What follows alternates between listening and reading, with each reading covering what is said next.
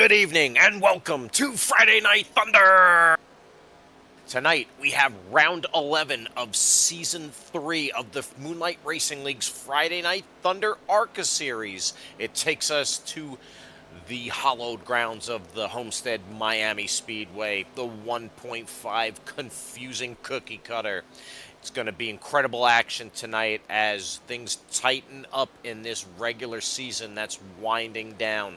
I'm your host, Snake, and with me I've got my partner in crime, Smokin' Joe. Welcome, Joe. Yeah, welcome to Florida. We're down here Yeah, in sunny, balmy Florida for some wonderful weather here, unlike what's going on in the Northeast, as the end of March doesn't bring more warm weather up to the north, but more cold weather. But that doesn't matter because we're in the South where everything's nice and cozy right now. And we got yeah, some it's great a racing. March. Got some great racing here today. Homestead, another mile and a half. It's been a bit since we've been to a mile and a half, so we'll see what these guys have in store for us here tonight. Absolutely. Air temperature 77 degrees, a nice sticky 93-degree track temperature. A little bit of a breeze out there, partly cloudy here as we see from the aerial view the kind of haze that's over the track. And as I alluded to in the open there, things are really heating up here as the regular season winds down. This will be the second to last race of the regular season. And as you can see, Kenneth Redinger, your reigning series champion, in control of the points lead. He's got a nice little gap over Justin Parham, who has been coming on strong here in recent weeks. He won last week, so we're going to see what he can do tonight. As you can see, Joe Volpus there hanging steady in third, just trailing a little bit behind. And then Eric Gambrell, who's been out of action the last 2 weeks, has slid in the points just a little bit, but he'll be back in action tonight. Matt Novella in fifth place. Steve Lewis, the model of consistency for top tens, in sixth. Dalton Connor having a great campaign there in seventh. Jay Stinson there, he's missed a little bit of action as well, so he took a little hit in the points. He'll be in eighth currently. Tommy Fox in ninth, and Matthew Fritz there in 10th. However, what we're really looking at right now is this battle on the cut line. 11th, 12th, 13th, only separated by 13 points. John Beverly currently 13 to the good. Then you have Andrew Davis, who's 5 to the good over Brandon Garand. Those three in a hotly contested battle after Talladega last week coming into Homestead tonight. They're going to have a lot to think about here after tonight with an off week next week, but a lot to think about for this qualifying session that's about to actually happen for these boys as well. Absolutely here. So we'll try to take a look at the action on the track, see who's going to take home the pole and start from the front here. Being the 1.5-mile layout and with the nature of these ARCA cars, we've seen the draft effect. We've seen how dirty air can really be a menace here. But the beauty of Homestead, Joe, is that it's multi-groove racing. As you see, you can rip the fence. You can get some grippy down on the bottom. And that middle area is something else. As you see Connor rub the wall a little bit there. But it opens up the invitation for different styles of racing. And I'm really curious to see what the consensus will be. I've seen you in action, and I myself, I love to rip the fence as well, but we're going to see where it's going to happen tonight, Joe. Any tips as we see Nate Lesko on the track there qualifying in the Cheetos machine? Yeah, a lot of guys are about to go jump back and forth between that are on the track currently. You can see some of them here. I believe you're going to see everybody run the high line on their out lap and first lap pretty much just to get momentum. Second lap seems to be the hot lap around here today. Hot lapping it. There's David Brenner there in the 22 and Dalton Connor there, your first person to qualify, first driver. So he's currently on the pole, and we'll see how these other guys stack up against that time. Buddy Solly eclipses it right there. So Buddy on the pole. Buddy missing last week, back in action tonight. So good to see the 21 Cowtails out there. There's Fritz, Matthew Fritz. Oh, Fritzy there. He's going to be the current pole sitter, putting down a heater. See what these guys can do on their second lap. And there's Ken himself. Ken putting down a heater as well. Yep, here's Richard Swingle in the Goldfish and Farmer Blending Insurance car, putting down his first lap, good enough to be P5, now P6. as Parham is the first one to put down a hot lap on the second, gets into the 32-second bracket there, 32.975. Justin Parham capitalizing on that momentum from the win last week. Currently your pole sitter. Ken Redinger there in second. Going to see if he can eclipse that on this second lap coming to the line. And going to be enough. He will not be able to get anything done here. See Brenner coming around to complete his second lap right now. Currently the second slowest on the track, 11 out of 12. This lap will move him nowhere. He'll stay 11 out of 12 currently, and right now we got our new batch of guys going out there. Looks like we see Jay Stinson coming around to complete a lap right here. Only going to get one lap in. This one going to be good enough to put him into 8th. David Owens just completed a lap as well, so he's now on his second. There in the 3G8 car. Looking around, we got the Menace Gambrel in the 46 just put in a lap. Those right now are the guys we're looking at right now, lap time-wise, out there on the track. Andrew Davis just went to 6th on his first lap. Yeah, Andrew Davis needing a good qualifying effort to get himself near the front to have a good run tonight. You alluded to that points battle around the cut line. So it all starts with a great qualifying effort to put together a solid race. And you see Eric Gambrel there going to be 12th there with that second lap. Starting out towards the front is definitely preferred. So we'll just have to see some of these guys having a less than stellar effort. Beverly there in 18th, needing a better qualifying effort as he's still above the cut line, but you're looking to position yourself to get the max points effort. Going to have to fight through all that traffic early. Yeah, it looks like his second lap was good enough to move him up to 15th. Right now we're looking on the board, and I don't know if anybody else is going to go out there currently. Nate Lesko's just running practice laps out there. Looks like he's about to park it. Tommy Fox sitting in the pits. But there's not enough time right now for anybody else to go out there. So that's going to make it official. Your pole sitter for today is going to be Justin Parham. The 99, Justin Parham there. Awesome color scheme with the Monster Energy. The 99 going to be P1. Ken Redinger going to be outside row 1 there. The 24 in the front row. So great starting job for him. David Owens with a great qualifying effort going to start inside row 2. Buddy Solly going to match him outside row 2. And then third in the points, Volpus going to start inside row 3. Fritzy in the 48th going to start outside row 3. And then you see Jay Stinson behind them in row 4 with Andrew Davis, Richard Swingle, and Matt Novella going to round out row 5. Yep, we got some more qualifiers on back. Row 6, we see Eric Gambrel going to start alongside Tom Lester there in 12th, making a start here tonight. Steve Lewis, Josh Barr going to start in the row behind them, 13th, 14th on the board. We saw John Beverly complete his qualifying run. He'll start in 15th alongside Zach Panzarella in the 1 car. The last two to put down lap times today were David Brenner, who's going to start in 17th, needs a good run here tonight to stay in the hunt for the playoff picture. And Dalton Connor will start in 18th, who's looking to move up in those point standings. And then you have your guys that didn't put down lap times. So that's Nate Lesko in the Cheetos car. We saw Blake Tuggle out there last week, and he's back this week in the 20th going to start. Then Tommy Fox, we saw him look like he was thinking about qualifying, decided against it. And then Brandon Guerin going to round out the field for today's race. 22 cars are going to be rocking and rolling once again this week. And you know what? You know what I'm. What is it that? What do we know? You know what I'm. You know what I think we got? I think we got a special guest for us here. Ooh, we always like surprises and special guests, so I'm really excited. So lay it on us, Joe. What you got? Here to give the command, please welcome our Grand Marshal, owner of Star Importers, Monty Huda. Drivers, start your engine. Fired up. And Monty, he says it's good, so we've started the engine, and we're going to roll off pit road in a second. Big shout-out to Monty Huda there with the call, and we're going to go racing tonight from Homestead.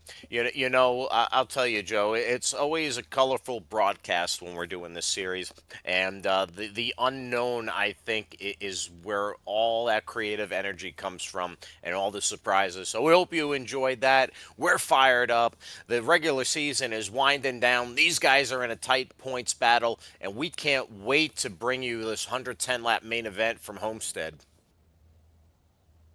Yeah, we really can't wait to bring it. Here they come finally off pit road here. It took them a hot minute, but we're finally rolling here. As you can see, Justin Parham getting ready to grid up from the pole position here. Going to start alongside his teammate Ken Redinger. So good luck to him. We'll see how he does here today. I do have some good faith that they can have a good race as per usual. We'll see if they're able to get it done, of course, though. Absolutely.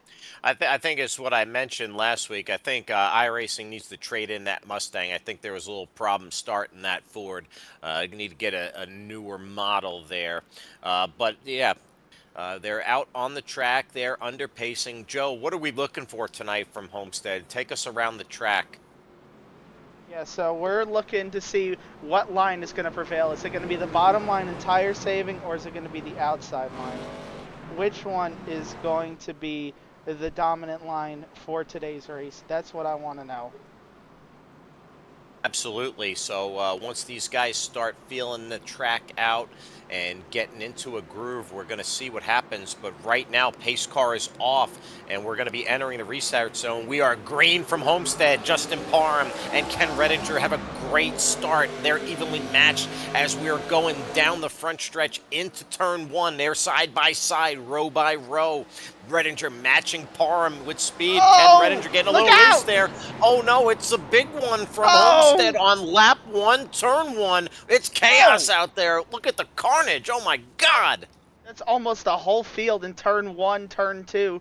I see the 24, the 98, the 13, the 56, the 48, the 00, the 88. I don't even know if I can keep up with how many people were involved in this one. I think it might be easier to find out who wasn't involved.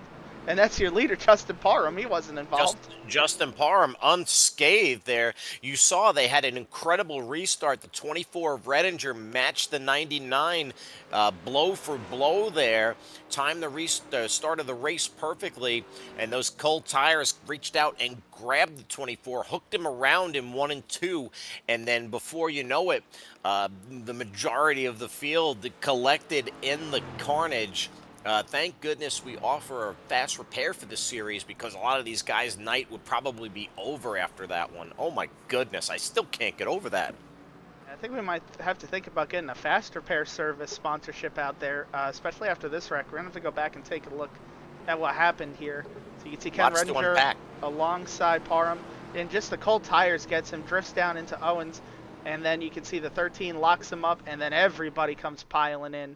I mean, everybody gets a piece of this one. If you're pretty much, I mean, I don't know, maybe 2-3 cars got away with unscathed, maybe 4. Yeah, you know, we always mention the term ARCA braking. It got its roots from this series in real life, but you know, when something happens that fast, not many places that you can hide and escape that. It all happens to you quickly. You could see some of the drivers had it locked down. It just ran out of real estate there. It just happened quickly. Look at how that escalated. Oh my God, look at that. Yeah, I think I saw maybe 2 or 3 cars get away from that one without any sort of damage. And obviously your leader, Justin Parham, is going to be one of them here. So, you know, very happy. I think he's going to be at the end of this first couple laps, as he's going to take the lead early from these boys.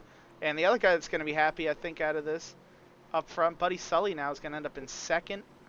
Looking on back, Andrew Davis up to third. Yeah, Andrew Davis, a big beneficiary of this, you know, because he's in that tight points battle just above the cut line. So this will definitely help in his favor, being there towards the front, making some moves. So good job for the 33 there for the wreck avoidance. And you see Zach Panzarella down there in the one machine. He looked like he got pretty much unscathed through there as well. So Zach on track, doing what he needs to do and keeping that car clean early. But shocking events from Homestead early. Caution lap 1, first caution of the race. I think that might be something we really haven't seen in this series, and if we have, it's been a long time. Yeah, definitely the cold tires just got Ken there in turns 1 and 2. Ends up with an unfortunate pile up with everybody involved pretty much. It looks like the real losers out of this are going to be Tommy Fox and Matthew Fritz, who both end up a lap down. And Tommy Fox there elected not to qualify, so started from the rear, but you saw that stack up so suddenly, just ran out of real estate, no place to go. Cars from the infield to the outside wall just peppering and blocking the surface. Incredible. You know, you usually see that kind of stuff at super speedways or sometimes at the short track when it becomes a parking lot, but not the 1.5-mile oval. But time to gather it back up, boys and girls. Pace car is off. Let's give this a go one more time. Justin Parham through the restart zone. Gets a great jump, catches Sully sleeping there. He is out like a rocket ship. And he's going to clear everybody, take the line he wants. You see him migrate right down there to the bottom of the track. It's a little bit flatter banking down there. A lot of the drivers commenting there's a lot of good grip down there, so Parham taking advantage early, and it looks like we got through 1 and 2 just fine on that one. You see the battle for second with Sully and Davis there. Look at these guys, 3 wide through 3 and 4, Joe. Yeah, I saw the 3 wide with Nate Lesko there through 1 and 2, and now it's 3 wide with Redinger, Barr, and Dalton Connor through 3 and 4. So a lot of good racing going on here in the middle part of the pack. Back up towards the front, Parham looks like he settled into race lead here over Buddy Sully. And then, of course, you see right behind him is Andrew Davis. And then Zach Panzarella battling with Blake Tuggle now for 4th.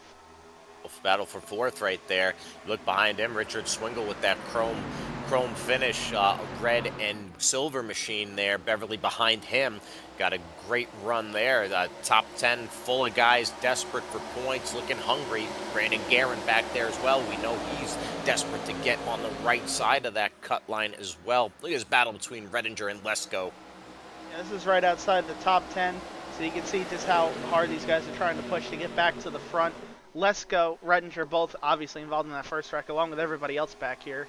Looks like Josh Barr is the only one who may have either elected not to use the faster pair or just didn't take the time to fix the car, because that left front does look a little beat up on that 34. And yeah, he's having a problem apron.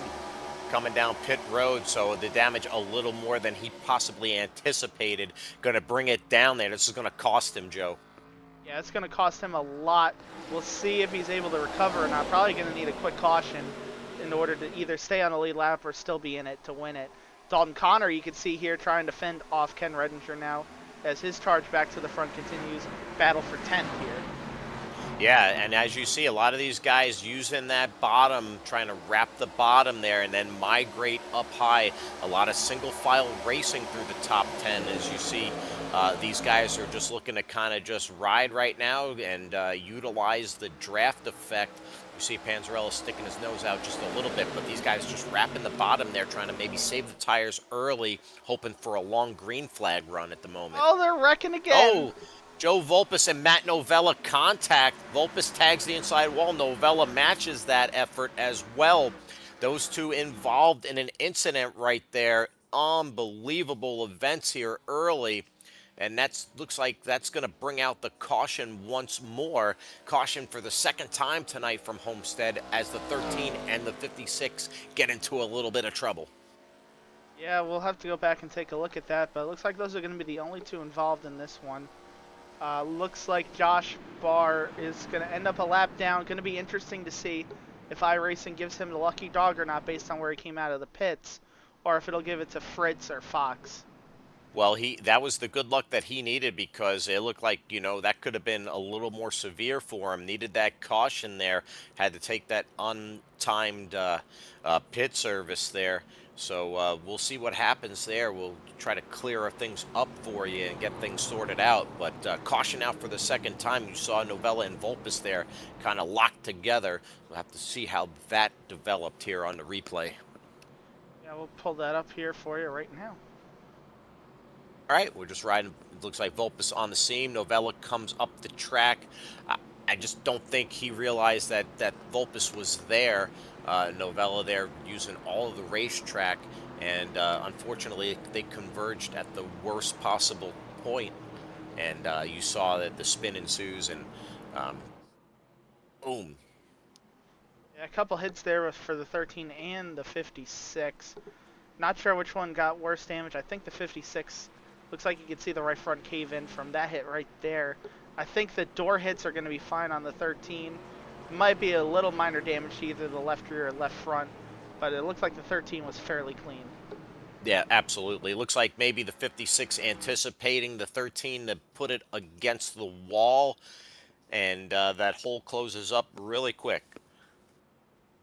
Yeah, it So, does. caution out for the second time tonight. Justin Parham currently your race leader. Buddy Solly in second place, and Blake Tuggle in third. So we got a Blake Tuggle sighting, the newcomer to the series. We saw him last week working really hard at Talladega there. So the 39 making his presence felt early as well in that Brass Pro Shops Winchester 39. Yep, different paint scheme from the Dollar General car last week, so this time in the Bass Pro Shops car this week.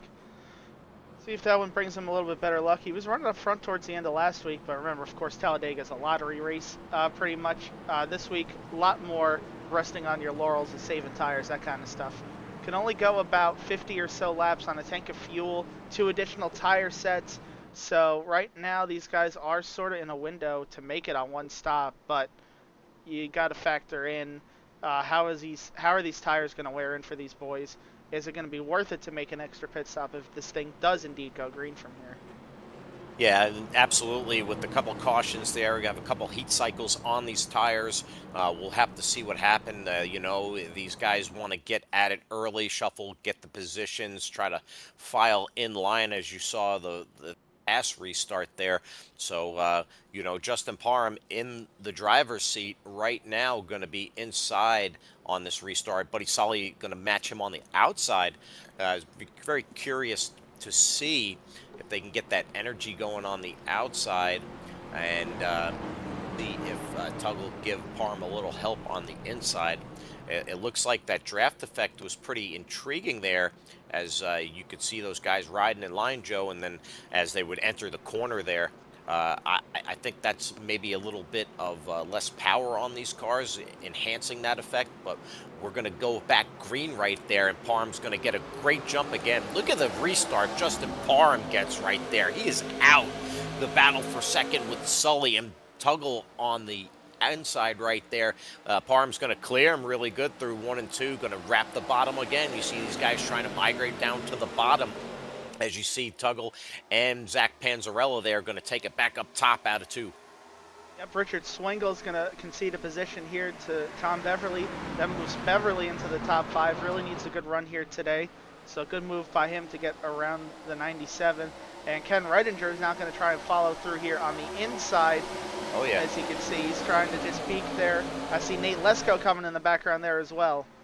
Lesko going to dive it into 3 right there. He's get right behind the 24 Redinger. A great move right there. As you see, Swingle on the outside. So, yeah, definitely trying to use that momentum, get those positions there on the restart, then kind of fall in line. Redinger right there in 7th behind Swingle. Yeah, you can see here up front, it's starting to tighten back up as well as Redinger goes for that move on Swingle. The 39 at Tuggle now all over the rear bumper of the 99 car. Is he considering a move here? Doesn't look like it for now. So we'll go back to that Redinger Swingle battle as they're still side by side. Yeah, side by side right there at it too. The 24 and the 97 going at it hot and heavy here. Lap 15 of the 110 main feature tonight. The 24 Redinger going to just stick it right in there on the inside. Swingle going to take that middle lane right there through 3 and 4. And as we proceed with the laps there, maybe run a little bit high like that. You might pay the price on the tire wear, but we got a battle for the lead right now. Look at Tuggle taking it inside on Parham. Parham going to wrap it around the outside there, try to carry that momentum. They're side by side through 1 and 2. Coming out of 2, it's Parham by a nose. Buddy Solly looking behind right there. Panzarella spying as well. And Parham's going to have the advantage entering 3. Yeah, it's the age-old thing with this car where the momentum and the draft all goes to the high line. So Tuggle's move of trying to take the lead stalls out with no help behind. And now it's turned into the favor of Buddy Sully trying to make a move for second and should be able to clear the 39 here into turn 1. Yeah, Sully going to carry that momentum. Look at him ride the outside there through 1 and 2. Look at Panzarella looking inside as well. You pay that little bit of price. You lose that momentum by saving a little bit of tire. Tuggle going to tuck in right there in front of Beverly. Beverly's going to lean off right there. You see Redinger diving it in deep into 3. Oh, my goodness. Yeah, Renger's still in a stalemate with Swingle here. I think that's more caused by what's going on in front of him here. And then you see Lesko trying to peak as well under the 97. Right now, these guys are just packed up so much. The top 10 all within a second of each other. Not used to this kind of close racing. You can see also further on back, looks like David Owens and Brandon Garand are now battling for 10th. You can see Joe Volpus peeking behind them as well. So battle's going on all over the track, because it looks like Buddy might be trying to size up a move for the lead there around the fence outside. right there. Yeah, he's going to carry. He's got a runway. Going to carry a lot of momentum out of 4. Going to be a drag race with Panzarella for second at the line. A dead heat. But Buddy Solid carrying great momentum entering turn 1 and going to clear everybody. Buddy Solid is second. That was an incredible move right there. Going to shut the door on the 1 and carry that momentum on the outside. Tuggle going to take a look. But look at Ken Redinger entering the picture as well. Great pack racing from Homestead. Yeah, right now you can see everybody's under a blanket pretty much. Nobody getting away from each other. It's an absolute stalemate here up front. Right now, Justin Parham is pushing the clean air, punching that hole in the draft for everybody. This almost has a feel of a draft race at this point with the way everybody's driving, which is very interesting. The way these cars are driving, especially with the way tire wear is going to be, that they're able to stay this tight to each other. Looks like Jay Stinson and Joe Volpus are starting to make some moves entering that top 10. Stinson in that 98 is carrying a lot of momentum. He's riding that higher line. Going to wrap it around David Owens right there. Oh, And boy. with Richard Swingle, three wide, baby. Yeah, that's the awesome part about Homestead here. Look at this multi-groove racing. 3 wide down the front stretch, entering turn 1. They're still 3 wide. They haven't settled it yet, but it looks like Stinson's going to get a 2-for-1, going to wrap it, go 3 wide with Beverly, Lesko, and Owens there. Oh my goodness, J-Daddy's coming. Yeah, a lot of 3 wide action right there. And oh, we got a wreck. Oh no! David Brenner involved, Matt Novella again, and Andrew Davis without a nose. Oh my goodness, what a chaotic wreck right there. We saw it in the background. Caution out for the 3rd time on Friday Night Thunder. David Brenner crab walking it in that 22. Oh my gosh. Yeah, it looks like a few guys involved in this one. Andrew Davis missing the whole front nose of his car. Look forward to see if anybody else has damage here. I think most of these other guys are able to miss this, but definitely started with Brenner being sideways. Not sure who got into him or if he drifted up into someone. We're going to have to go back and take a look. Absolutely, some great 3 wide action in front of them, but then Matt Novella crab walking as well. Must have been just close racing, tight racing like we were witnessing. Going to have to look at that replay and unpack that, but caution 3rd time from Miami on Friday Night Thunder. There you go. Here's Brenner off 2. And you can see it's just been off 2. It's been a real problem here. And then big hit with the 33. And that pretty much created a 3-car wreck. Oh my goodness, everybody else barely misses this one. Yeah, Matt Novella was definitely ripping the fence right there. Had a lot of momentum on exit of 2, and then the door closed. And Steve Lewis right there blocks the view. Andrew Davis had no idea what was happening, and right in front of him, nowhere to go, unfortunately collected in that incident. It looks like we got some takers on pit road. Let's see what they're going to do. Yeah, so there's some guys that I'm not really sure what their pit strategy is, and then there's some guys that I totally understand what their pit strategy is here. So right now we're looking at everybody on pit road. I understand what they're doing here, even if they just take fuel only, which you can see most of these guys are doing. The 99, the 24, the 8, the 98, all take fuel only. The 57, I believe he took fuel only here as well, looks like. Gambrel, Lester, fuel only. Then you got the guys, it looks like, that are taking some tires here potentially, or just fixing damage. You know, you got Andrew Davis, Brenner. David Brenner is still crab walking it there, so not all the damage fixed. Maybe these guys are going to come back around and utilize that fast repair. And it looks like Beverly had to step away from the car for a minute, so he's going to have to hurry back in order not to go a lap down. You see Matthew Fritz coming back down right now. Well, while John Beverly steps away, I think we could also take this opportunity to step away and give a shout out to one of our sponsors. Absolutely. There's a gentleman that has a question for you. Let's see if you know the answer.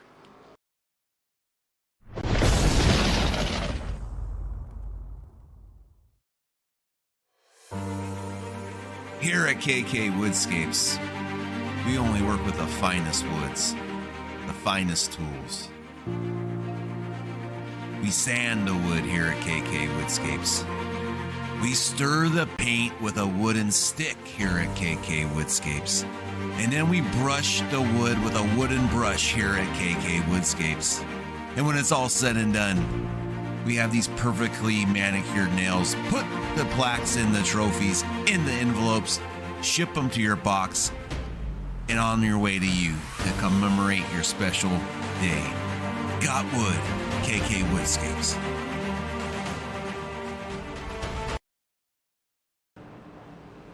KK Woodscapes original trophies. He's got the wood and he's got the goods. So if any of that has your attention, he can make your creations come to life. Does an incredible job. Feel free to reach out. Kevin Kyle does amazing trophy work and winner coasters and other various awards for the Moonlight Racing League, the Bonfire Racing League, and throughout the community.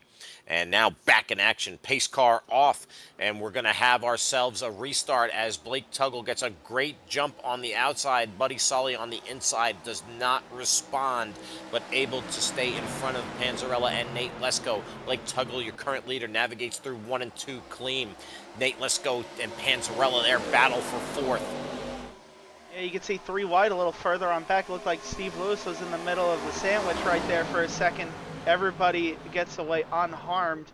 Right now we're looking at different pit strategies though going on here. You can see, I can see that 99 car that's been leading most of the laps, Justin Parham, right now in the middle of a hornet's nest, pretty much in 10th place. Yeah, you get mired back in this quagmire, you get that dirty air, you get that traffic, you know, you kind of have to try to find some clean air, find where they're not going, so that way you can try to get through this. 3 wide again as they split Swingle, Redinger and Parham split Richard Swingle. David Owens taking a little peek underneath Swingle as well. So those guys took a little gas and go, Joe, and it looks like they're trying to creep towards that top 5, but you see that's just a rolling roadblock right there in front of them. Yeah, right now these guys battling really hard. Little random note here, Tom Lester back here ran the fastest lap of the race that last time around, 32.90. We'll see if anybody's able to beat that for those bonus points or not. Right now back up front, Blake Tuggle looks like he's taking control here over Buddy Sully and Zach Panzarella. But we know how good Buddy is at Homestead, so I'm not counting him out. He might have something for him on a long run.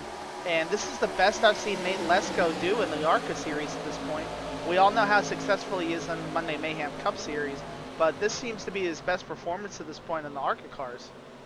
Yeah, Nate Lesko, you know, had some early issues earlier this season, but has recovered nicely, having a great run tonight. That Cheetos machine is looking racy tonight, and he is definitely putting his skill to use.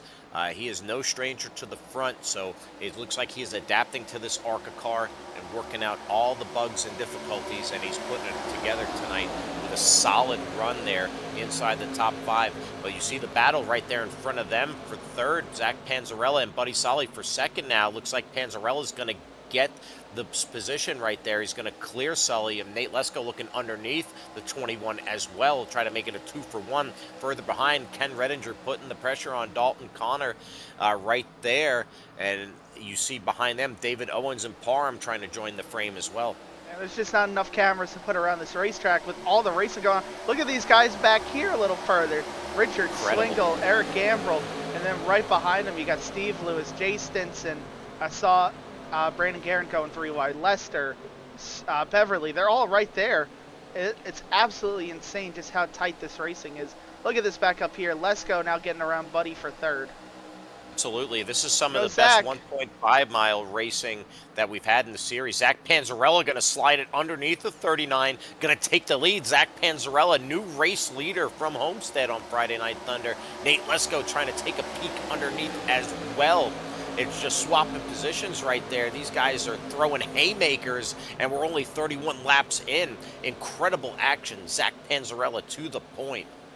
Zach Panzarella, you remember he won at Watkins Glen in the first season. You know, he's looking to get some more dubs under his belt here in that one car. Right now, you know how good he is in the ARCA series on Mondays. So he's right now trying to take some of that success over here to Fridays as well. You know, leading the race here now over Blake Tuggle. Got Lesko, Sully, and Barr all in tow. And then the guys first and third in the points battling for sixth here currently. Absolutely. Look at Vulpes there on the outside there. Going to carry that momentum. Going to be side by side with Redinger on exit right there. Joe Vulpes trying to enter the frame in sixth. Going to challenge Barr there to try to get in that top five. You see Vulpes using that high line pretty effectively now. So he's carrying that momentum. I think he's found something up there. You see Dalton Connor trying to match that, having a little difficulty there. But Vulpes coming right there, dead heat with Redinger. Doing a really good job on the high side. Look at this battle for second. Nate Lesko and Blake Tuggle. Lesko with the advantage. Tuggle's going to have the momentum right there. Woo! A little bobble there side by side, but the 39 is going to carry that momentum down the backstretch as you wrap the top and you get rewarded for it. One thing I'm noticing here is no matter how hard second and third battle with each other, it's not allowing the race leader to get away. We saw it earlier. Parham was leading with everybody battling behind him, but he didn't get away from them. Then we saw, of course, we saw the 39 up here leading, and now we see the 1 up here leading, and nobody can get away, even with them being side by side behind. Zach, looks like this might be a pretty sizable lead, but watch it close really quick. 3.5 tenths is it's sizable here tonight, it seems like. Beautiful crossover, that last exchange between the 80 and the 39. Now the 80 back in front of the 39. And look at Josh Barr doing a great job behind them. Buddy Solly trying to hold it on the inside. Joe Vulpes going to be side by side with Buddy Solly. That's going to be for fifth. And behind them, David Owens and Ken Redinger and Justin Parham. Incredible pack racing, multi-groove racing here. This is some of the best action that we've seen all season. What a great job these guys holding it together. You can see the run the outside gets, but it's the matter of how much is lost. Ooh, Redinger going to thread it down there. Yeah, you can see. Look Diving at all that deep time. in there, Joe. Look at all Wow. that time that's lost in the center, but then it's gained coming off. The problem is if you lose too much in the center, you're not going to be outside of that guy in the coming on exit, and it's not going to matter. So that's the risk of running the high line. You got to do it so well, especially in this car where the times are just so even. Like look at how tight everybody is. Even further on back, you can see side by side here for 9th. It looks like it doesn't really start getting spread out until you get back to Swingle in 11th. The top 10 though are pretty much all on top of each other still. Blanket. Here. Look at this, Nate Lesko now starting to challenge Zach Panzarella. Taking a little peek inside there, going to follow back through down the front stretch. Zach Panzarella leading some laps here, but it ain't easy being cheesy. That 80 is hungry. He's looking to put a nice little spray of cheddar all over that one and gain the lead. I love me some Cheetos just like anybody else. And look at Tuggle trying to get back into that picture there. These guys are not done fighting yet. 80 dives it deep as you see Panzarella takes a smoother, shallower corner entry. Vulpes and Sully. Sully a little bobble up high. Look at David Owens threaded through there. Woo, baby. David Owens is coming. Yeah, right there, a lot of chaos from 5th on back. Redinger is now up into 5th, and you can see these guys battling really hard from 6th on back behind them. And you can see now the battle for the lead is on. Here comes Lesko. Lesko coming on the inside. Tuggle right there on the outside. He's going to give a little bit of better corner entry on the bottom. Uh-oh, we have carnage in the back. You see cars wrapped around. Jay Stinson, Steve Lewis. That's going to bring out caution. Look at David Brenner caught in another incident. That's not going to bode well for the 22. That looks terminal to me. And we're under caution for the 4th time tonight from Homestead Miami Speedway. That's going to have a lot of implications. Brenner's season pretty much going to be over right here. Jay Stinson's going to be in trouble as well. Might lose some points this week, along with Steve Lewis here as well. I don't think those guys have their fast repair anymore. And these cars look like they have terminal damage. They've definitely used their fast repair on the prior cautions, and with that amount of damage, it doesn't look like that's an easy fix. I think these guys are going to take it to the hauler. Unfortunate series of events for David Brenner, Jay Stinson, Steve Lewis, heavy hitters in the series taking a huge blow, and we're going to watch it all here on the replay, Joe. Yeah, off turn 2 once again. The 88 and 98 come together on exit. Just almost a carbon copy of the last caution. Actually, pretty much a carbon copy of the last 2 cautions. Pretty much second, third, fourth cautions, all the same thing. Inside guy pretty much starts drifting up. Outside guy's there, make contact, and oh, what a tough break for Brenner right there. Yeah, David Brenner, the innocent bystander and all that. That seems to be the trouble spot right there on exit of 2 when these guys converge. They just all come to a head and they run out of the real estate there. I think what it is that those that are inside, they misjudge the run that the high side is getting, and it's just checkers or wreckers out of 2. It's incredible. All right, we got some pit strategy going on. So Josh Barr hasn't pitted since lap 7 for fuel only. He's still out there on the track. He can pretty much make it on 1 stop, but he's going to have to pit somewhere around lap 60 to 65 currently. Eric Gambrell stayed out under this one. He's only taken fuel only, but last time on 22. So we can go to about 75-ish based on these caution laps. And then you got the guys that just pitted. So Owen still not putting on a set of tires. Novella still not putting on a set of tires, but everybody else here put on a set of tires here on lap 39. Be pretty curious to see what happens on this restart. Josh Barr going to get credit for laps led tonight, and Eric Gamble definitely going for that track position. You saw David Owens trying to mingle his way through that pack racing there. It was a tightly wound group. David Owens was slowly chipping away and clicking off position by position, marching to the front. So I like to see how he fares on this restart. Those guys were really racy in that pack right there. I wonder what it's going to do in terms of tire wear. We know these General tires are pretty durable, but we know what a track like Homestead can do to tires in other series. So it's going to be a very interesting restart with a bunch of guys on freshies behind them. Yeah, for certain. You can see some of these guys just still trying to get lined up properly on back. Fresh versus old, usually not a good thing. We'll see if that's going to be the age-old trick here again. Usually when you see that, there's usually a pretty fast caution that happens right after it. So hopefully I'm wrong, but you never know. I am looking down in the garage here as well. All 3 cars involved in that wreck, all DNFs here today. Yeah, Brenner, Lewis, Stinson going to have that unfortunate DNF, unable to continue. But yeah, you know, broadcasters jinx. Hopefully we're not going to put it on these guys when we do go back racing. But it's been a highlight reel up to this point. Incredible racing going on Friday Night Thunder. Pace car is off. We're going to go back green. Josh Barr on the inside, Eric Gamble on the outside. Josh Barr gets a great jump on that restart. We're back to racing on Friday Night Thunder. Way away there. That's like 2-3 car lengths able to really clear these guys. And now this has left Gambrell in a bad situation. Novella he's not going on the forward, outside. He's going backwards. Novella around the outside. You can see Owens up to second. Here comes Novella with a huge head of steam. The 56 got the momentum right there. He's definitely going to push it there on the older tires. You see the 1 and the 80 behind them. They have the freshies. So we'll see what's going to happen right here as we're at a 3. Matt Novella going to give David Owens a shove down the front stretch. Boom, they're coming. And look at Matt Novella, Owens with the block into turn 1. They're side by side. It's a battle for the lead with David Owens and Josh Barr. The 8 going to use a little bit of that side draft, but the 34 is going to get the advantage down the backstretch. We'll see if Owens can regather it into 3 here and battle back. You see Owens driving deep into turn 3. Look at that. He's going to be able to clear the 34, the 56 in 3rd. Look at Panzarella and Lesko on the freshies behind them. Here comes everybody on the freshies back.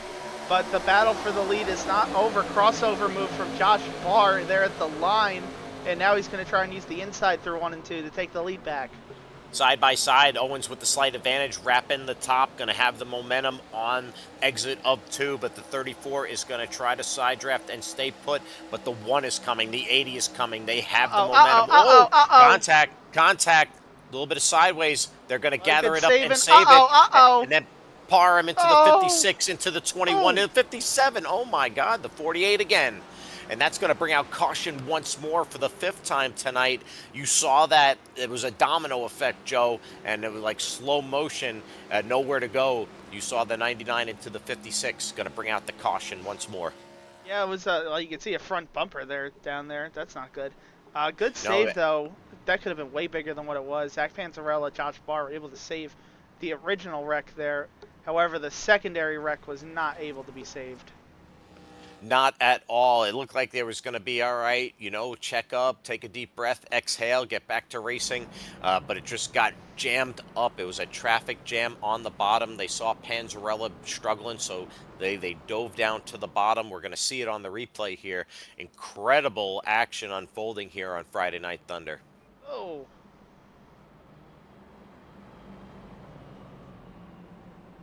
Yeah, just really bad misjudge there. I don't think Parham expected the big checkup to happen, and it just created a huge stack up in 3 and 4 pretty much. Yeah, an incredible save on the one. Panzarella had his hands full, was able to gather that thing back up. Good job on his part, and just got a little bit too hairy on the bottom. You have different closing rates of speed, and then you have the chain reaction right there. Yeah, that front bumper cover came off the 57 car, and then here's the original contact. 34 and the 1 get together. I think the 1 was trying to follow the 8. Not really sure if that's what he was trying to go for, and then you can see the wreck behind.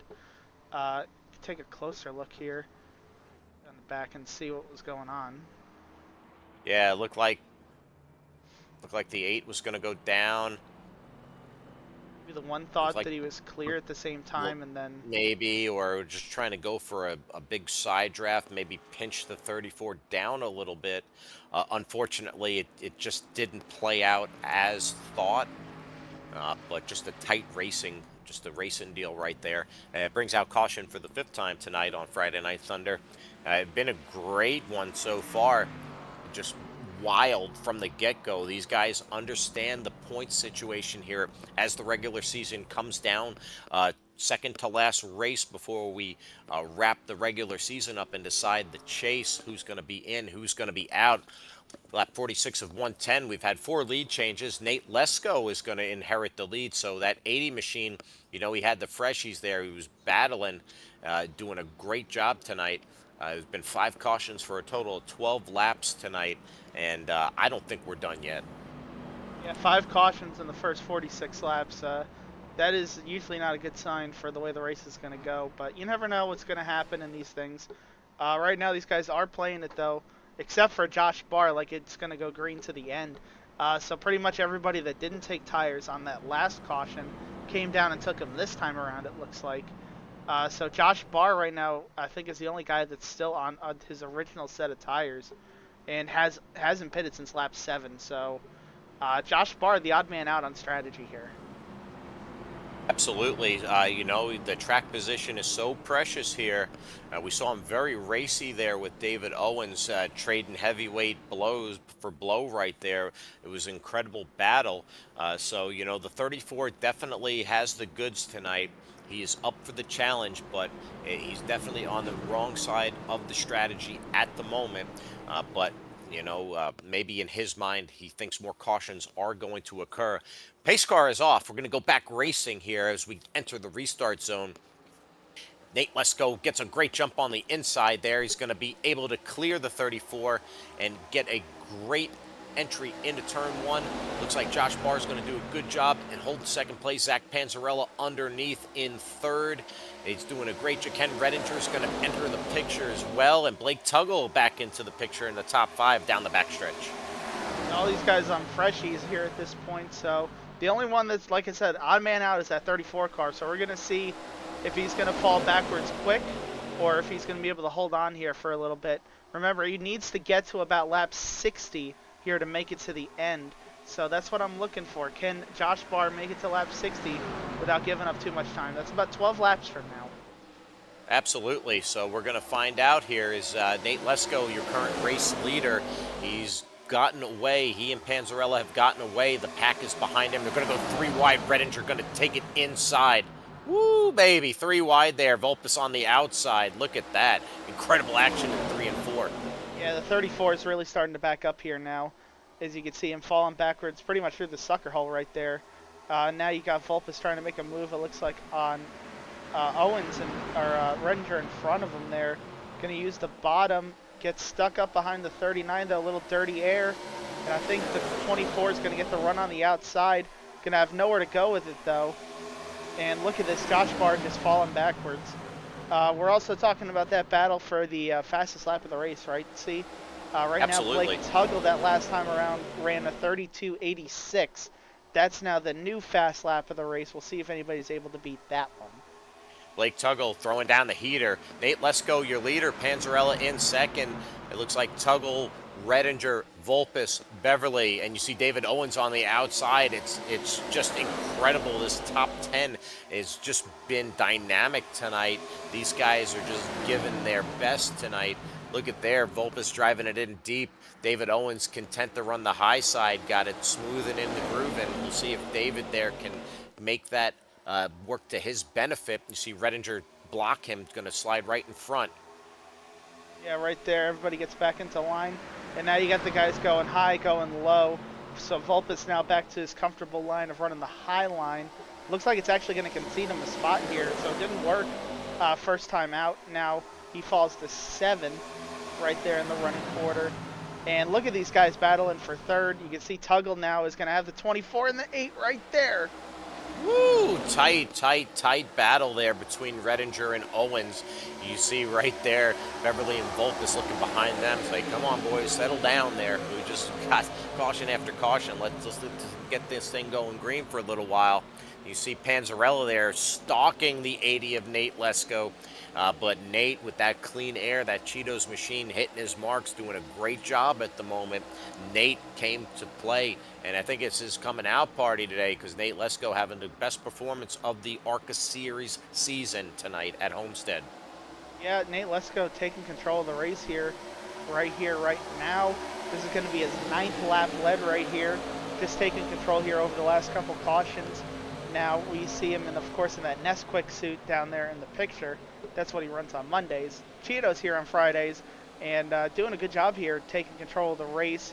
But still, nobody able to get away from the field, even with that clean air. Not at all. That draft effect is very powerful, and these guys just know how to use it to their advantage. You see Richard Swingle diving it in deep there under Barr right behind Andrew Davis. I don't recommend, having Nesquik with Cheetos. That might not be the winning combination, but the sponsor power has that 80 to the front. Yeah, it does. And then you can look back here. Swingle and the 33 are battling for 10th currently. Andrew Davis needs every spot he can get. Right now, with the way everybody's running, Garand is 2 laps down in 19th, so he has Davis has a good advantage to extend his lead on Garand for that 12th spot. Beverly also having a good run to this point, up in 6th, so he's looking to extend the lead that he's got back to Garand and also Davis at this point. Absolutely, 77 tucked behind the 24 Redinger, Volpus behind them. Just want to log the laps, have a good clean run. We're halfway home, lap 56 of our 110-lap main feature from Homestead, Miami. And now what do you think about a little crank it up action? Yeah, we can get that going. Yeah, let's go ahead and crank that up.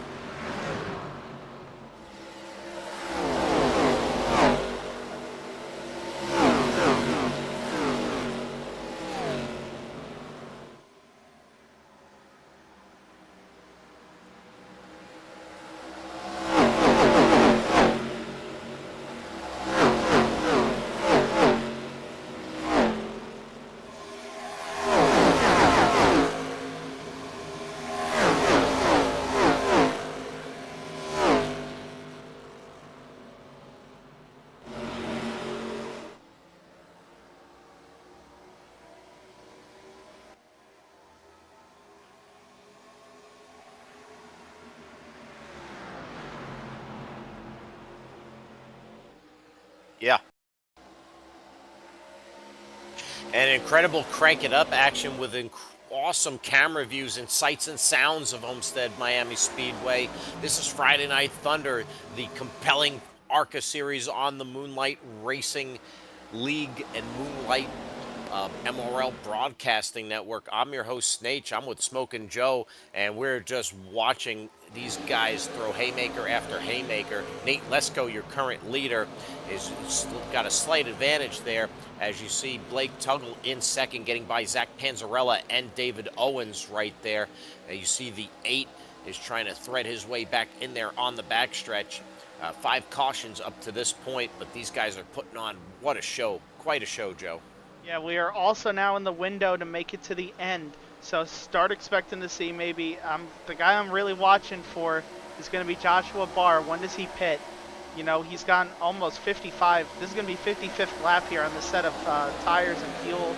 Well, 62 laps on the tires, 55 laps on this tank of fuel. So he's got to be running on empty here pretty much at this point. You see Tom Lester down there exiting pit road, so Lester down there getting some service tonight. You know, he had the fastest lap of the race earlier before Blake Tuggle surpassed him, so you see one taker on pit road. We anticipate Barr any time now, and we'll see if that starts to influence the hand of our leaders. But so far, so good for Nate Lesko. That Cheetos machine looking really racy tonight. Chester said it ain't easy being cheesy. And Nate said, hold my Nesquik, watch this. Yeah, we have some moves here going on a little further back. John Beverly just got passed by Vulpes and now under attack from Gambrel. He does have a bit of a gap, so he could let Gambrel go here and just chill because there's a 3-second gap back to 9th. And these guys right here are sitting in the catbird seat as the 77 gets the wall. Woo! Right now, these guys should be in good shape to get a top 10, barring any sort of pit mistakes with where they're running on the track. I think the 77 is going to let those tires cool down a little bit, let those two go, just stay in line. Plenty of racing left. The top 10 has been just a very compelling place to be tonight. As you see, a 3-second gap there. Andrew Davis leading that charge with Matt Novella and Dalton Connor behind them right there. Also got Justin Parham back in this group. You can see him. He's right there with Swingle. Parham, of course, your pole sitter, led a lot of the opening laps. Just absolutely stuck in the middle of the pack ever since then. So an uncharacteristic performance here from the guy in the 99, Justin Parham. Right now he's in trouble of losing that second place in the points with his current standing in this race. Yeah, not able to break through. You know, that's got to be frustrating because he had the pole, led a lot of laps early. You can see he had a great car, a lot of speed out of that 99. So we'll see if he can recover. We still have a cycle of pit stops to go, and right now the battle is for second at the moment. As you see, David Owens got by Blake Tuggle, so Panzarella is going to actually challenge the 39 for third, and Vulpes and Redinger, we saw them battling earlier. They're right next to each other yet again with the menace, the 46, right behind them. Yeah, it looks like that battle's pretty much settled down for here for a second. They were 3 wide, but now it looks like they're getting side by side again. They were 3 wide just a couple seconds ago, but now it looks like Redinger is going to be the odd man out on the inside here, trying to work his way forward, but that bottom just not able to carry the momentum down the straightaways. No, now, you know, these guys were getting after it early in the run, so now we have some laps on these tires. These guys getting settled in. You can see a little bit of the comers and the goers to a degree, but there's definitely more momentum in that middle and that high line. As the bottom, you can wrap it great and preserve a little bit of that tire, but you're just not carrying the same speed as the other drivers. As you see, Panzarella going to get beside Redinger right there and get the advantage entering turn 1. Yeah, this is allowing Tuggle, Owens, and Lesko to get away from these guys. This battle in side by side. It looks like it's finally starting to spread out some. Remember, there was 12 cars within a second earlier. Right now, there's only 3 cars within a second, and then you got these guys here that are just over a second back. Beverly's actually fallen off them now. He's in a world of his own currently, 2.5 seconds back of the leader. And then you have Andrew Davis still trying to fend off these guys behind. You see the 99, the 56 all the way down there on the bottom, and everybody else in this group as well, trying to keep it close. all under a blanket behind Davis as they're 3 wide. You can see right there you have Lester, Novella, Parham, and Dalton Connor right there. It's just a tight group, that second group of drivers there right outside the top 10. These guys are going for it. Connor's going to have that great run on the backstretch. Look at Matthew Fritz entering the frame in that 48 as well. These guys are just all kind of stuck together at the moment, and then Parham is just trapped behind them. Wonder what happened to my pole. Yeah, and it looks like there it is. Josh Barr fine. Oh! Oh no! Oh my goodness! He Larsoned it into the barrels. No, no, no! The 34 in a world of trouble. Yeah, that's going to really cost him any track position that he had, and this is going to really hinder the strategy pitting with 40 to go.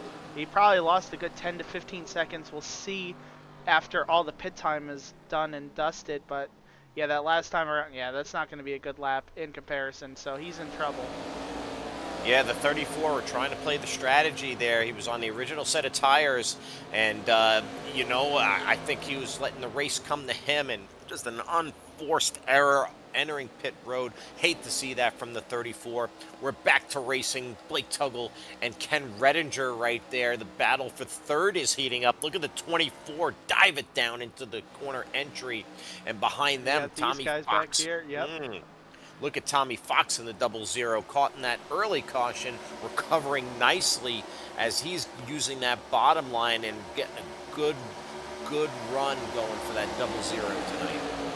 Yeah, paddles going on all over the track. I don't have enough cameras to go around to catch all the action that we're seeing out here tonight. And look at that. Oh, we almost had another incident off too there for a second. Everybody gets away unscathed. That's been the hot spot tonight. Exit of 2, you see Vulpes wrapping the top. He's been wrapping the top most of the race, and the 46 was trying to get the little bit of the advantage there. We move further up in action, and you see the 24 still battling with the 39 right there. He's going to tuck behind him for the time being. Then, as I say, that times it down below. And then David Owens. Look at David Owens. He's gaining momentum. He's inching ever closer to Nate Lesko. We might have a battle for a lead here. Here we go. He's sizing it up here, maybe down into 3 this time around. Right now, Josh Barr is a lap down. He's being showed in 17th. His pit time looks pretty normal compared to what it should be on pit road, I think. No, it's a little bit off. It's about 7 seconds slower, so Josh Barr lost at least 7 seconds on that pit exchange. Unfortunate error there. The 34, not what he was needing at the moment. You know, there's still plenty of racing going, but as you're in the waning moments, the final segment of this race, you cannot afford to make a mistake. So with that being said, the 13 and the 46 continue to do battle there. It's quite a battle for 5th right there. You see Gambrill hanging tough on the bottom. Vulpes committed to the high side. Zach Panzarelli's kind of shuffled back there a little bit, Joe. What's going on with that one car? It looks like Zach may have burnt his stuff up a little bit there. I think he's still learning what to do on 1.5 miles with this car. We saw it earlier this season in Chicagoland, where he had trouble keeping the right front on the car. I think he's run into the same problem here once again today as he falls back and fades to 7th. A little further back, this battle back here, still in the mid-teens, is absolutely insane. Look at these guys. Pretty Electric. much from 11th on back, all on top of each other. Oh, we might have a battle for the lead going on. Hold on. Yeah, we're going to move ahead in action. David Owens going to slip it down low, going to challenge the 80 for the lead. Is he going to be able to clear him? It's going to be very close. It looks like he's not going to be able to clear him. The 80's going to battle back on the backstretch. David Owens in the 8, Nate Lesko in the 80. And David Owens going to dive it down into 3. They're running parallel through the set of corners right here. Owens with the slight advantage, but Lesko is going to have the run on the bottom, going to cross him back over. No, David Owens throws the block. David Owens to the point. Yeah, we're coming up on 30 to go in this race here.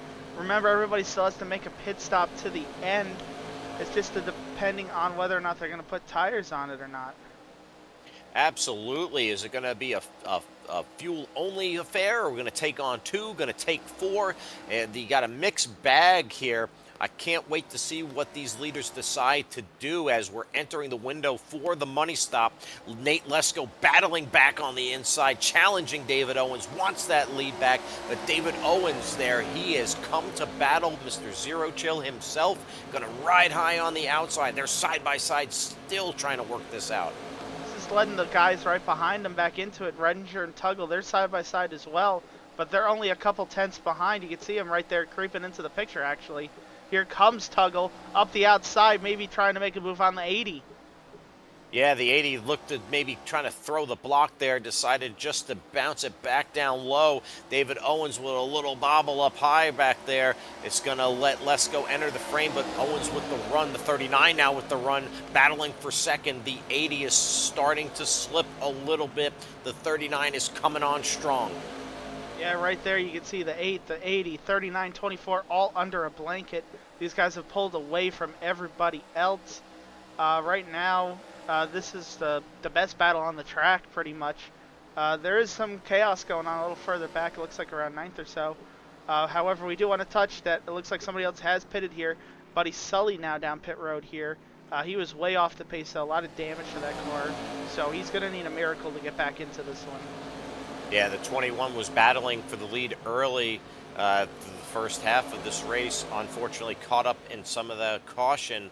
So the 21 just trying to dig out of that hole. It's hard to see that. The 21 looked really fast tonight. But David Owens has asserted himself as your leader. Blake Tuggle in the 39 will fall into second right there. Ken Redinger is coming, Joe. Yeah, he's trying to make that move up the inside. Not able to get it done here, though. Gonna have to slot back into third.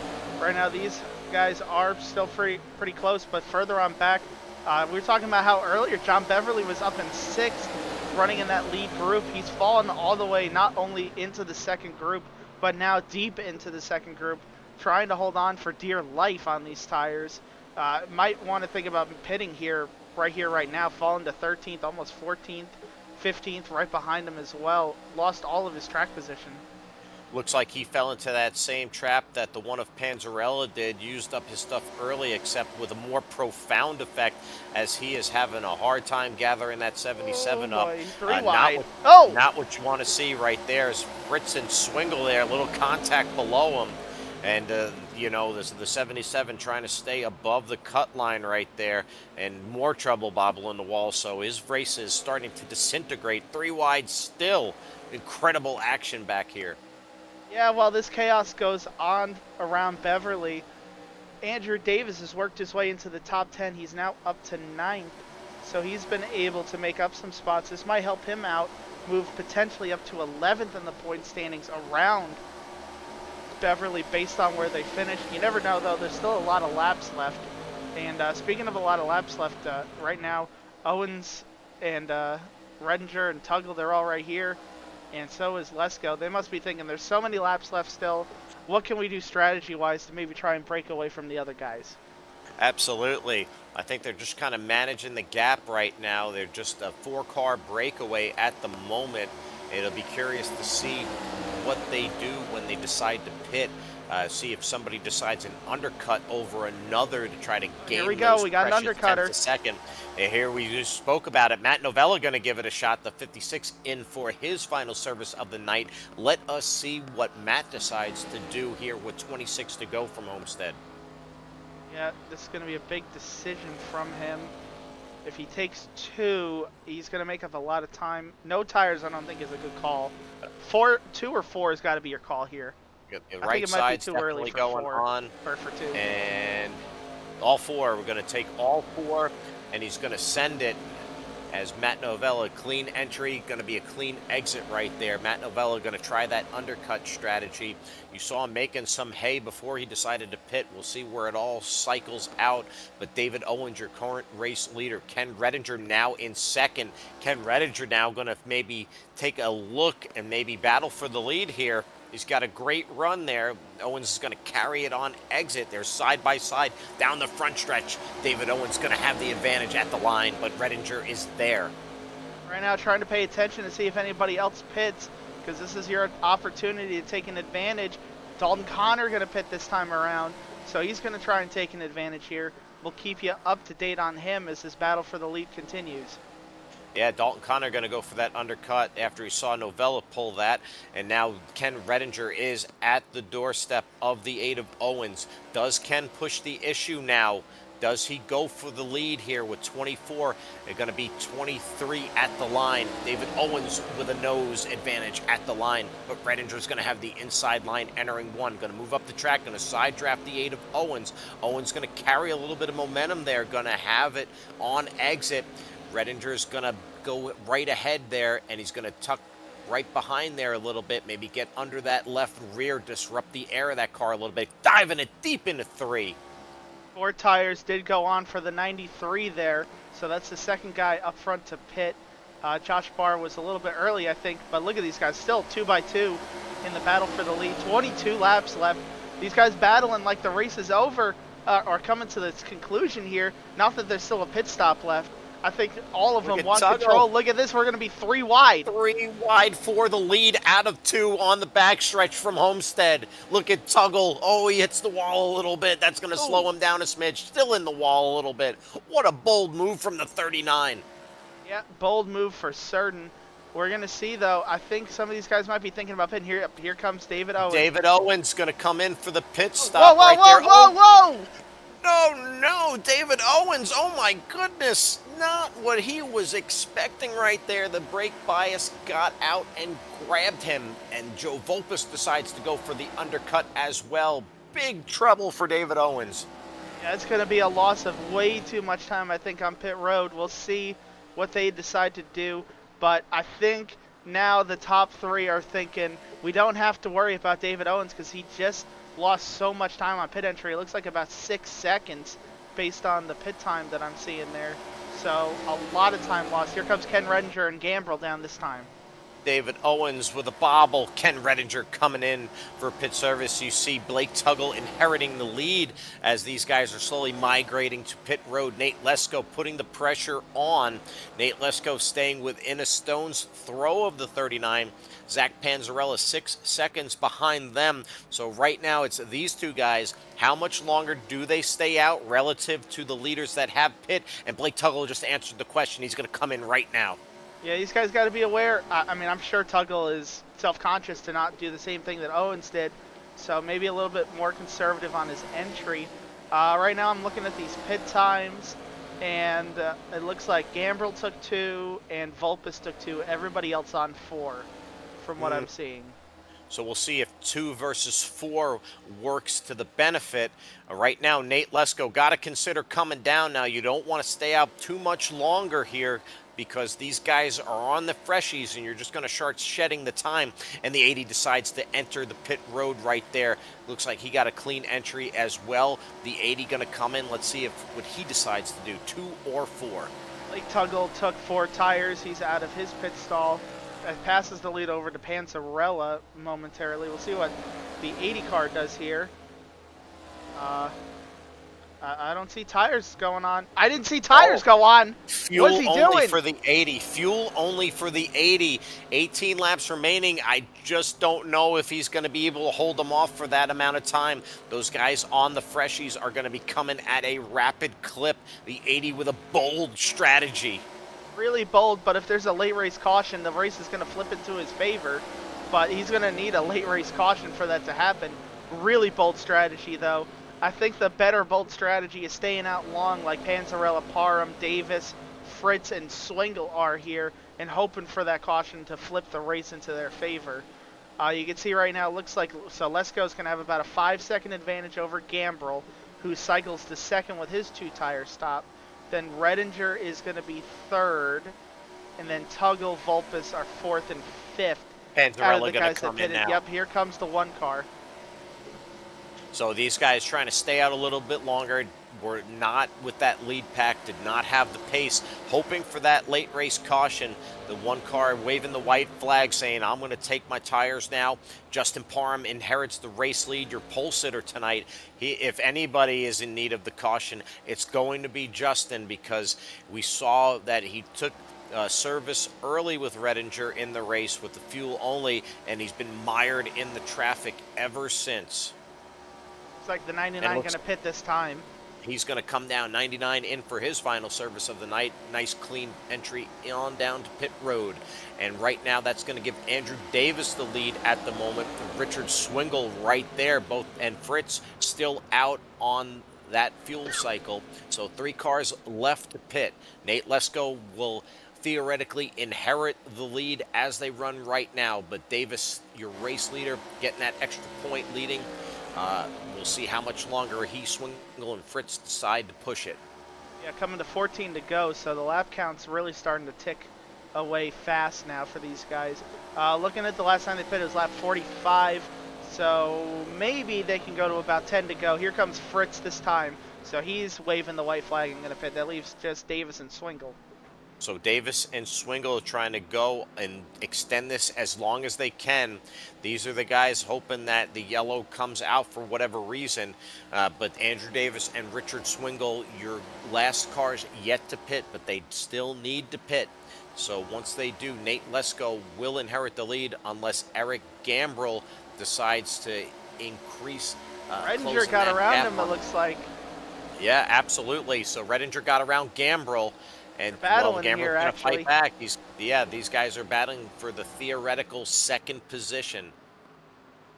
They're closing in fast on Lesko. Lesko's only a second ahead now. He's going to be in the picture here momentarily for these guys. So this is actually, I think, going to be the battle for the lead here.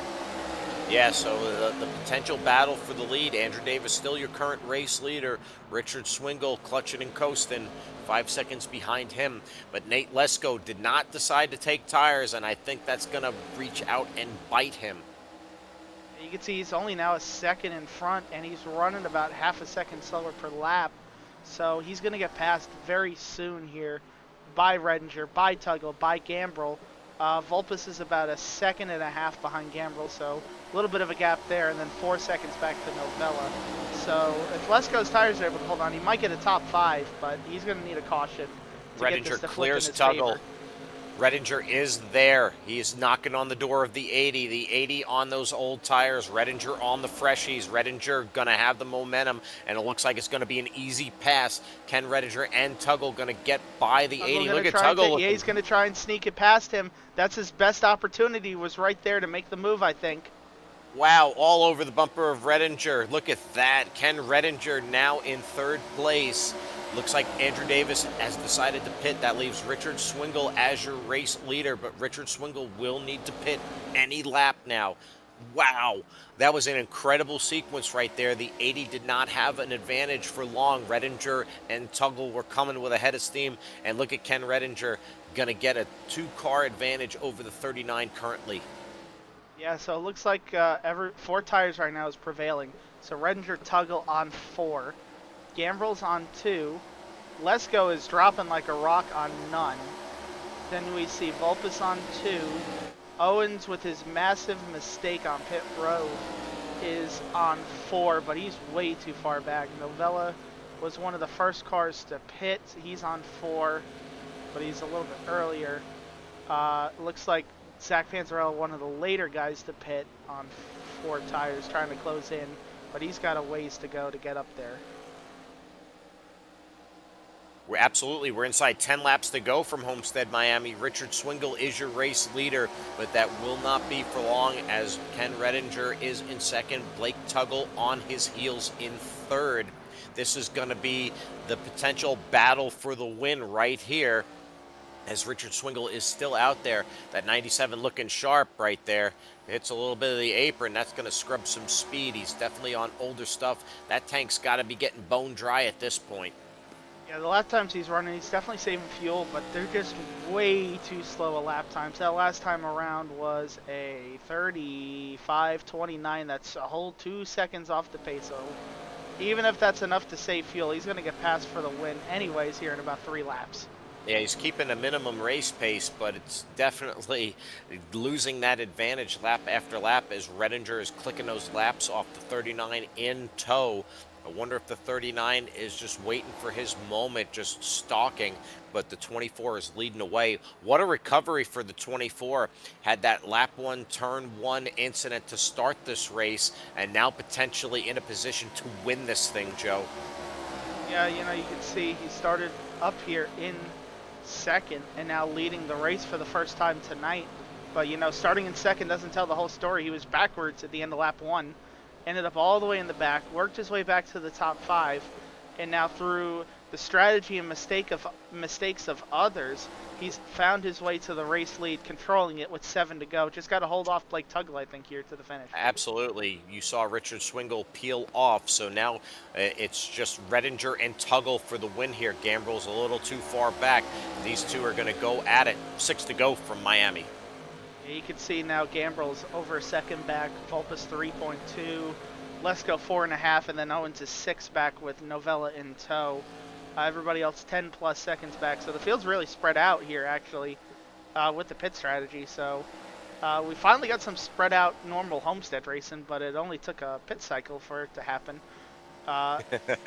So you know what we're seeing here though, is the same thing we saw with the pack racing, is that lead car is still breaking that air bubble, but the second place car just not able to get anything going, it looks like, when it's just 2 cars together. Pretty much the same thing we saw when, no matter who is leading the race, right? The pack just, even if they were side by side, you know, it's just kind of like chilling behind the leader. Leader packing, just breaking through all that air. Same thing happening here. Now Tuggle's starting to actually fall off a little. Absolutely, that clean air is king, and now it's revealing itself. You don't have that 3rd, 4th, or 5th vehicle to jumble things up to make it a draft effect and try to play off other cars using other lines to try to swing around the leader. Redinger firmly in control, 5-car length lead with 4 to go from Miami. What a redemption arc if Ken can pull this off tonight.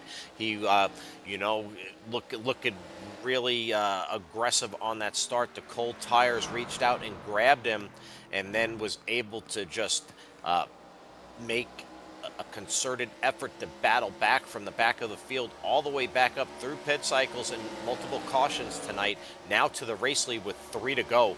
And Nate Lesko did not take tires. I wonder if he's going to be thinking about what if at the conclusion of this race tonight. Yeah, he's going to really be thinking about it.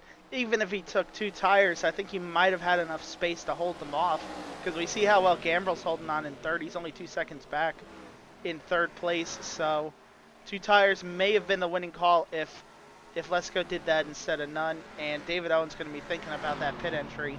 That one really cost him any sort of hope of winning this one. Looks like he might be able to hold on to a top 5 though. That's another what if. David Owens had asserted himself as the lead, as the race control, and he was coming on strong there and really dictating the pace there. Unfortunate sequence of events there on the pit road entry, and the 8 car going to have a great finish tonight, but I think he was definitely hoping to get that trophy at the end of this thing. Yeah, speaking of that trophy, here comes Ken Redinger out of 4. Once he crosses the line here, the race is official. Next flag ends it, so now Ken Redinger, the race is official. Just got to hold off Blake Tuggle for 1 more lap, and you can see Blake try to move to the high side, but he's going to lose a lot of time. I think Ken Redinger is going to pull the spin and win here tonight, see? Absolutely. It's an incredible redemption arc right there. Ken Redinger, outside pole, spins, wrecks, turn 1, lap 1, makes a valiant effort back to the lead here late, and he's going to come out of 4 to the line. Ken Redinger is going to take it from Homestead, Miami on Friday Night Thunder. We got a close battle going on points-wise here. Look at this, Andrew Davis with Josh Barr and Justin Parham. Andrew Davis needs every spot he can get. This is for 11th. Doesn't think he's going to get it. Runway, and Parham's going to use the block, and Parham is going to be able to secure the position and keep Davis at bay. What a race tonight. Incredible racing. Ken Redinger, the cream rises to the top. Great performance once again from Ken Redinger in that 24 car. Able to pull it off, and you're going to see he's only led a couple laps here tonight, 7 of them to be exact. So Ken Redinger wins the race, wins 7 laps. Remember, he started 2nd, but that doesn't tell the whole story. Had to go through the whole field, spin and win for Ken Redinger here tonight, and I think this one might secure that regular season title. That an incredible heart of the champion at its finest tonight. Ken Redinger doing an amazing job not to lose his cool, not to give up early. Hope was not lost, able to battle back and absolutely put on a incredible performance tonight. The 24 uh, in peak performance mode tonight. Yeah, great performance here from Ken Redinger tonight. Watch him do some more burnouts here. Get another dub on the season. Just did everything he needed to do tonight. Played the race strategy perfectly. Didn't make the mistakes when he needed to make it work the most, and pulls out the dub here tonight. Absolutely. I just trying to catch my breath from watching this one tonight. Just amazing, amazing stuff going on. Doesn't look like we'll be able to have Ken in the booth tonight to give that race-winning interview. I really want to have a conversation with him about how this went down because that was one of the uh, incredible races that we have brought you on this Friday Night Thunder series in terms of overall scope and what a way to start and end a race tonight. So Ken Redinger, victory lane tonight.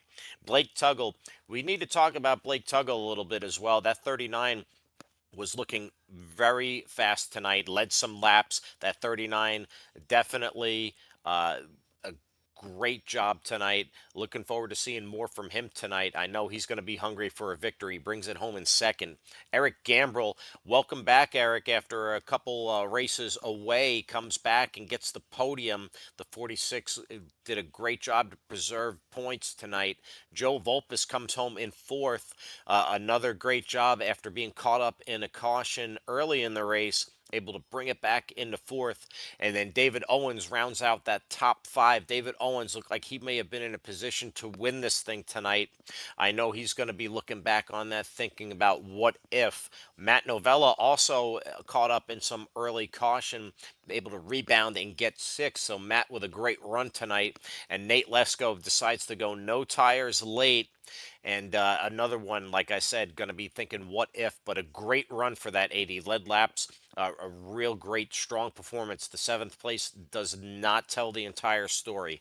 Zach Panzarella also led laps tonight. That one machine looking really racy, used up his stuff on that long green flag run, able to get a top 10 for his efforts. And Tommy Fox, no qualifying, caught up in a caution early in that lap one debacle, able to bring home a top 10. Tommy Fox knows how to get top 10s. A great job in that 00. And Dalton Connor, another one we've come to expect, get top 10s week in and week out, rounds out that top 10. Going through the rest of the field, we had Justin Parham only able to recover to 11th. Had the opposite race that his teammate Ken Redinger had. Started on pole, led the early portion of the race, and then ended up in the back due to incidents and just not able to get through the field. Ends up 11th. He'll be disappointed with that one. Andrew Davis finishes right behind him in 12th. That's going to get the job done points-wise for him, but I'm sure he wanted more out of it. Josh Barr will end up in 13th right behind him. Strategy just did not fall in his favor, ends up back there in 13th. Matthew Fritz gets a top 15 out of it, ends up in 14th here tonight. Not the run he was looking for either, but able to bring it home to the finish in one piece after all the incidents earlier in the race as well. John Beverly was running in the top 10 for a majority of the first half of that race, ended up falling back into that second group, and then just did not have the pace that he needed in order to make it happen at the end. Ends up in 15th, last car on the lead lap. Richard Swingle does his normal Swingle thing and goes as long as humanly possible on fuel. Ends up putting him a lap down there at the end in 16th. But hey, if he caught a caution, it might have worked in his favor. Tom Lester ends up in 17th, a lap down. He had a pretty quiet night, tried his best to avoid all the wrecks that he could. Just didn't have the pace there tonight. Buddy Sully had a bunch of damage, ends up 18th. Decided not to use the fast repair, but try and fix it manually, and that was not the right call for him, especially with that race going green to the end. Brandon Garand ended up 2 laps down early in that race and was not able to get anywhere back to the lead lap. Ends up 19th, last car to finish the race.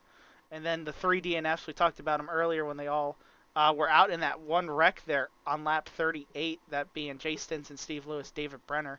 It's going to be a big hit to Brenner.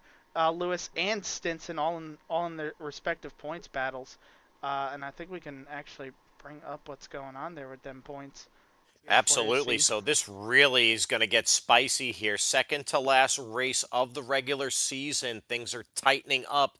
Ken Redinger, with that win tonight, able to stretch that lead over Justin Parham there. You see the advantage there. It's going to be a solid 25 points over Justin. And then Joe Volpus able to stay in third ahead of Eric Gambrell there, right behind Parham, just 8 behind him. Gambrell in fourth, able to kind of stop the bleeding after missing some races in fourth. Matt Novella going to be able to be in that top 5. You know, he's got himself positioned great for the beginning of the chase, barring catastrophic events at Daytona next week. Steve Lewis currently the master of that 6th. He's been there for a little while. That DNF tonight, that definitely hurts in the points a little bit. Dalton Connor finishing the race, having a top 10 in 7th right there. And you see Tommy Fox able to leapfrog Stinson due to Stinson's DNF there in 8th. So he's going to swap there. Jay's going to fall back to 9th. Matthew Fritz, he's going to stay 10th right there, right behind Jay. And then you see that cut line, Beverly and Davis right there. Incredible there. The points are really tightening up. Yeah, so looking through this, the top 7 are guaranteed after tonight into the playoffs. The top 7 all locked in for certain. 8th, 9th, and 10th, Fox, Stinson, and Fritz. I'm certain Fox by starting next week will lock in. I'm almost certain Stinson and Fritz by starting the race will be safe as well. So the top 10, I think, are all okay with where they are in the points. Beverly, not so okay, but pretty safe. 22 points over Garand. Should be enough, in theory. But Daytona is Daytona. And, of course, that race in 2 weeks. So a week to think about it here. Davis in 12th. 9 points behind Beverly, but more importantly, 13 in front of Garand. So that right now is the main battle. Brenner 30 points back of Garand, so he needs a miracle. Pretty much Davis to not show up and Garand to not show up, I think, to have a chance in his current situation to make it. I think it's pretty much that battle, just like we were talking about coming in. Same battle going out, just a little bit more spread apart between Beverly, Davis, and Garand than they were coming in. So it makes it a little bit harder for Brandon now to make it happen at Daytona in 2 weeks. So, yeah, with that being said, after tonight at Homestead, we're going to take next week off for the holiday festivities. And then in 2 weeks, on April the 10th, we get this thing settled. The regular season concludes at Daytona. You know, like we saw at Talladega last week, super speedway racing, 80 lap main feature from the high banks of Daytona. Talladega put on quite a show. Now you have a slightly narrower, slightly shorter layout at Daytona. It's going to be, the gloves are off. These guys are going to go for it. We're going to crown a regular season champion, and we're also going to see what happens with the cut line. So plenty to see 2 weeks from tonight. And then you look further ahead into the green shaded events, that incredible 5-race chase to crown a champion for season 3. Yep. So we'll see what happens when we get there. But of course, as you know, we always got a lot of stuff going on the MRL side between over here with our Friday night stuff, and then of course on VRN with all the festivities going on over there as well. We're coming up towards the end of the regular season on the Monday Mayhem side here as well. See New Hampshire, penultimate race of the regular season coming up here on Monday. Mean Gene Money and Zach Panzarella, Zach on Track, going to take care of you that night on VRN with all the action at the short track up north, eh? That's right. They're going to have some lobster. So make sure you go to the Vortex Racing Network, subscribe, like it, thumbs up, all the bell icon stuff. You know, it's just a couple races away from the playoffs starting on the Monday Mayhem side, so be sure to be there. And then if the action moves further ahead, Tuesday Early Bird Series on hiatus. You see the template, you see what's potentially offered there. It's the Gen 6. Those guys are trying to cobble this together. Show your interest, reach out. Let's get this thing off the ground. And then moving further in the week, you have the Moonlight DDI Moonlight Truck Series on Wednesday on Hump Day. It's large fields, it's tight quarters combat, it's great truck racing. They do the tape delay broadcast on the Vortex Racing Network, so be sure to see all the action. Green flag, 9 Eastern. And then further ahead, you go to Thursday night, the Thursday Night Thriller, the O'Reilly Series. Currently, no broadcast in place, but this is shaping out to be an incredible series. A great car combo, long lap counts, endurance style racing. These guys go and grit it out on Thursday nights. Green flag at 9 Eastern there as well. And then you just witnessed it, the Friday Night Thunder ARCA series. We do the rebroadcast the following night here on Saturdays on the MRL Broadcasting Network right here on YouTube. So give us the thumbs up, like us, subscribe, bell icon, all the goodies right there. It's an incredible portfolio, and we're proud to bring it to you week in and week out. Plenty of So action always to go around. you know it. I mean, if racing's your thing, we got the drug for you. So, Joe, we just had this Homestead deal here. Second to last race of the regular season. Things are really tightening and shaping up here. Your takeaways tonight? We had just a great performance there. Second half of the race was really good. 66 lap run to the finish, I think, right there, or 65, something like that. To the finish without a caution is really great to see for these boys at Homestead. After everything got settled in those first 45 laps, everyone started to settle down, settled into their groove, and made it a clean run to the finish. And we saw just how much it matters getting on and off pit road. And that's going to be amplified times 10, 100, 1,000 when we go to Daytona in 2 weeks, because you need to make sure you get on and off pit road perfectly at super speedway races and with a group. Absolutely. So, moving our interest and focus to Daytona in 2 weeks, what do you see as the some of the biggest things to look forward to? What has your eye focused on the most? Well, of course, other than the pitting thing, the other big thing to think about is, are we even going to have green flag pit stops? Because Daytona is narrower than Talladega, so going 3 wide sometimes is a little bit difficult, especially if that crosswind's going on the racetrack. Sometimes those cars get a little light in the tri-oval, so everybody's going to be careful with their push-in and making sure that they can make 3 wide moves stick with how narrow Daytona is compared to Talladega. Yeah, after seeing 4 and 5 wide at Dega last week and 3 and 4 wide tonight at Homestead, it's not a question of if, it's just a question of when at Daytona next week. So be sure to tune in 2 weeks from tonight to catch all the action from Daytona as we crown a regular season champion and set the field for the chase. It's been an incredible ride. So with that being said, for Smokin' Joe in the pits, I'm your host, Snake, and remember, go fast or get past.